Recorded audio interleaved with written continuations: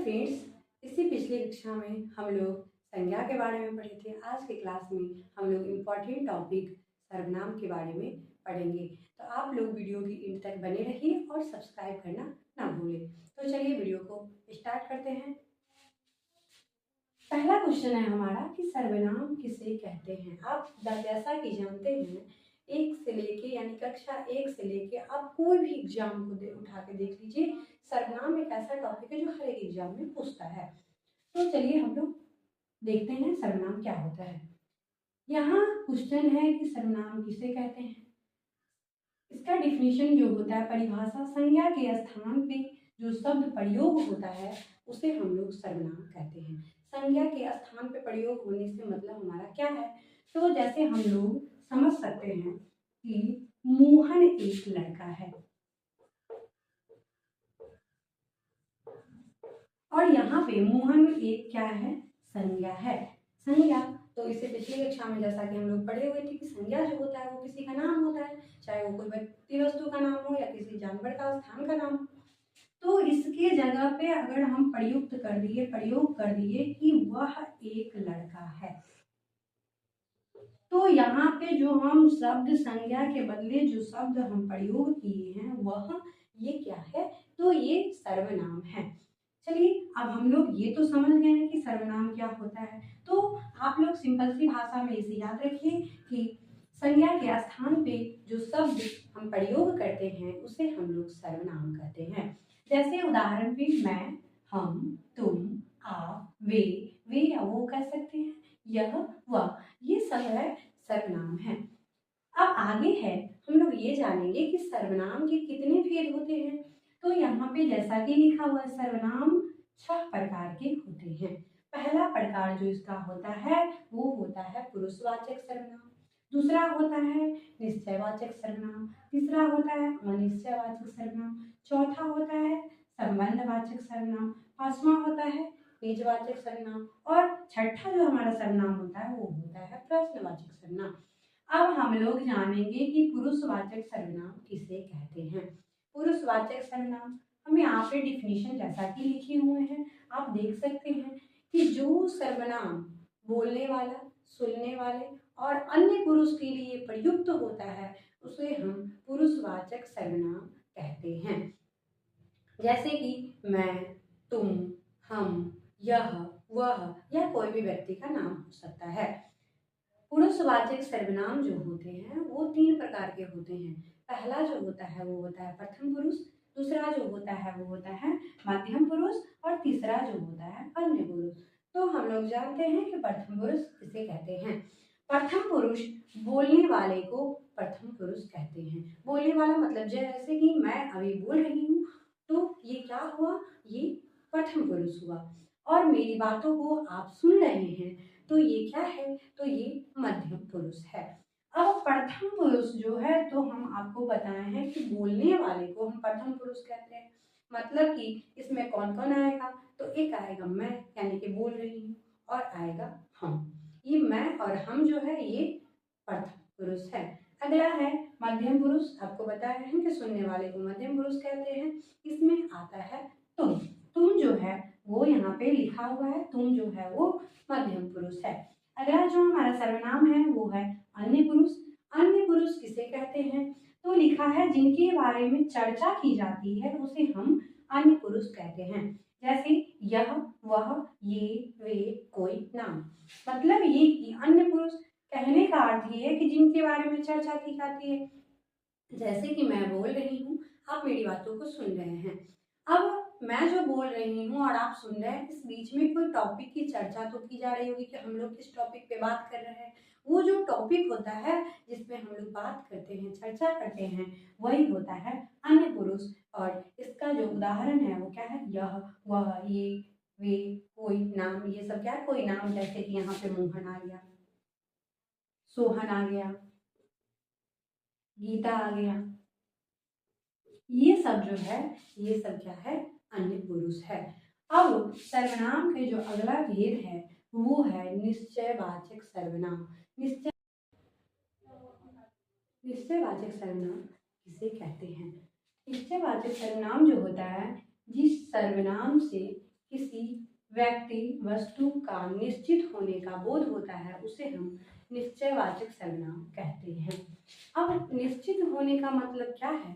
तो व्यक्ति वस्तु जो होता है उसकी हमें पहले से ही किसी भी चीज की जानकारी होना, ये होता है यानी कि निश्चयवाचक सर्वनाम। जैसे उदाहरण के तौर पे हम लोग समझ सकते हैं कि वह राम है, मतलब निश्चयवाचक सर्वनाम को हम लोग संकेतवाचक सर्वनाम भी कहते हैं। और बोले हैं कि वह राम है, मतलब कि हम इशारा कर रहे हैं कि वह राम है। यह एक पुस्तक है, तो हम क्या कर रहे हैं, यानी कि पुस्तक के बारे में हमें पहले से ही जानकारी है।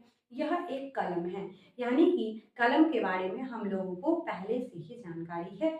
तो इस सर्वनाम को यानी कि हम लोग क्या कहते हैं, तो निश्चयवाचक सर्वनाम कहते हैं। उदाहरण के तौर पे हो जाएगा, यह एक कलम है, वह राम है, सीता जा रही है। मतलब ये कि सीता जा रही है, सीता के बारे में हमें पहले से ही जानकारी है। तो ये सारे उदाहरण जो है ये निश्चयवाचक सर्वनाम के उदाहरण हैं। चलिए अब अगला जो प्रकार होता है वो होता है अनिश्चयवाचक सर्वनाम। तो हम लोग पढ़ते हैं अनिश्चयवाचक सर्वनाम क्या होता है।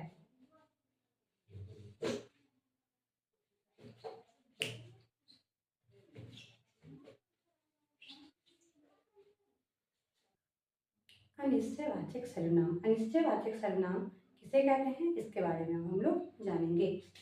अनिश्चयवाचक सर्वनाम जिस सर्वनाम से किसी व्यक्ति वस्तु के अनिश्चित होने का बोध हो उसे अनिश्चयवाचक सर्वनाम कहते हैं। अनिश्चित होने का मतलब ये है कि जो व्यक्ति वस्तु की जो बात हो रही है यानी कि उसके बारे में हमें पहले से कोई जानकारी नहीं है, यानी कि उसे हम अनिश्चयवाचक सर्वनाम कहेंगे। उदाहरण के तौर पे हम लोग समझते हैं कोई होगा। ये कोई का मतलब क्या हुआ, यानी कि हमें पहले से कुछ जानकारी नहीं है। कुछ लड़के वहां खड़े हैं, अब वहां कौन खड़ा है, कुछ लड़के खड़े हैं, मतलब पहले से हमें उस लड़के के बारे में कोई जानकारी नहीं है। अगला है कोई तुमको बुला रहा है। कोई तुमको बुला रहा है, मतलब कौन बुला रहा है ये हमें जानकारी नहीं है, यानी कोई व्यक्ति हमको बुला रहा है। तो ये सब किसके उदाहरण हैं, तो ये सब अनिश्चयवाचक सर्वनाम के उदाहरण हैं। अगला अब हम लोग पढ़ेंगे अनिश्चयवाचक सर्वनाम के बाद में आता है संबंधवाचक सर्वनाम। संबंधवाचक सर्वनाम किसे कहते हैं। संबंधवाचक सर्वनाम, चलिए हम लोग परिभाषाओं को देख के समझते हैं कि संबंधवाचक सर्वनाम क्या होता है। संबंध से यानी कि नाम सुनने से ही लगता है कि किसी के बीच में यानी कि संबंध की बात को बताई जा रही है, यानी कि जो सर्वनाम किसी व्यक्ति वस्तु के बीच के संबंध को बताता है, बताने की जगह पे बताता है या जोड़ता है, उसे हम लोग संबंधवाचक सर्वनाम कहते हैं। अब संबंध बताने का या जोड़ने का मतलब क्या है, वह जैसे उदाहरण से हम लोग समझते हैं कि वह मेरा भाई है, वह मेरा भाई है। यह पुस्तक मेरी है। वहां जो लड़का खड़ा है, वहां जो लड़का खड़ा है वह मेरा भाई है।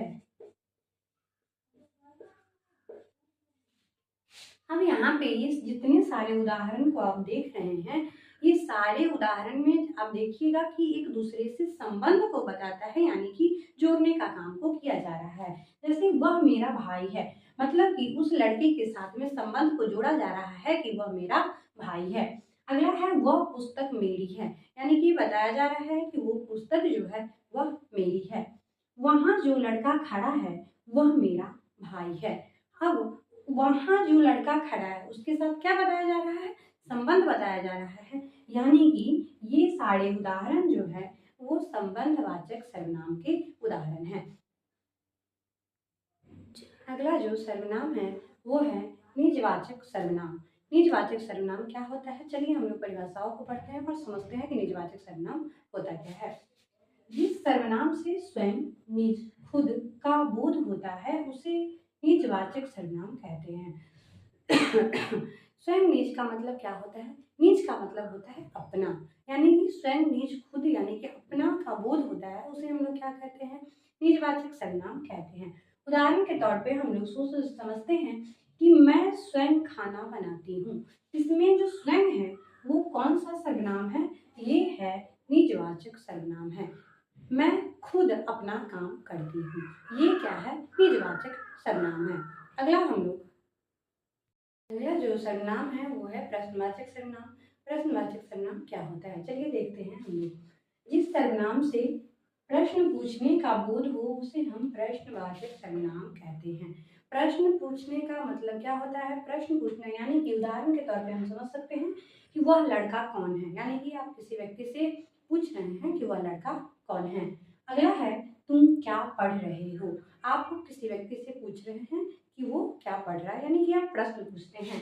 तो प्रश्नवाचक सर्वनाम जो होता है, इस सारे उदाहरण में देख रहे हैं आप लोग प्रश्नवाचक चिन्ह लगा हुआ है। चलिए अब हम लोग नेक्स्ट वीडियो में मिलते हैं। Thank you very much.